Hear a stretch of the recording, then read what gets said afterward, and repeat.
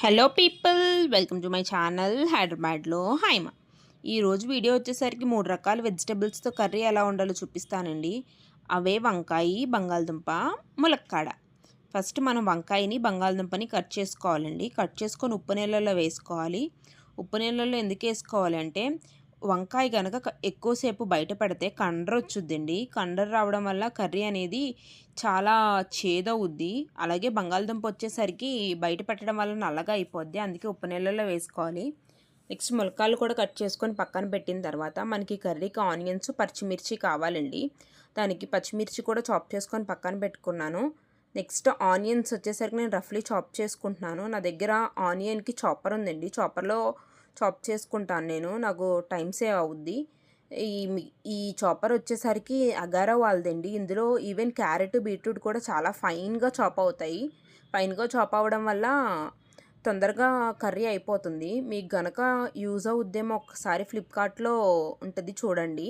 Next కర్రీకి stove on చేసుకొని oil వేసుకొని అందులో ఆనియన్స్, మిర్చి, పసుపు, ఉప్పు వేసుకొని బాగా ఫ్రై అయిన తర్వాత ఇందులో ములక్కాడ, బంగాళదుంప వేస్తున్నానండి నేను. ఎందుకు ఇవి ముందేస్తున్నానంటే ఇవి కొంచెం లేటుగా ఉడుకుతాయి. అందుకే ముందు ఇవి ఉడకపెట్టుకున్న తర్వాత నెక్స్ట్ బాగా మగ్గిన తర్వాత వీటిని ఇందులో వంకాయ యాడ్ చేశానండి. వంకాయ కూడా మొత్తం ఈ 3 వెజిటబుల్స్ బాగా మగ్గిన తర్వాత ఎంతలా మగ్గాలంటే ఇవి అంతా ఇక్కడ మగ్గడంలోనే 80% కర్రీ ఉడికిపోవాలండి. అప్పుడే చాలా టేస్టీగా ఉంటుంది కర్రీ అనేది.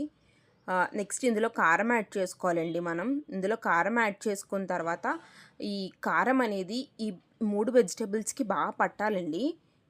సో ఈ ప్రాసెస్ అంతా సిమ్లో చేయండి. కారంలో ఉన్న పచ్చివాసన పోయిన తర్వాత ఇందులో మనం హాట్ వాటర్ యాడ్ చేసుకోవాలి. హాట్ వాటర్ ఎందుకంటే వెజిటబుల్స్ అనేవి తొందరగా ఉడికిపోతాయి. సో ఈ కర్రీలోనే కాదండి, ప్రతి కర్రీలో కూడా హాట్ వాటర్ యాడ్ చేసుకోవడం వల్ల కర్రీ అనేది తొందరగా ఉడికిపోద్ది.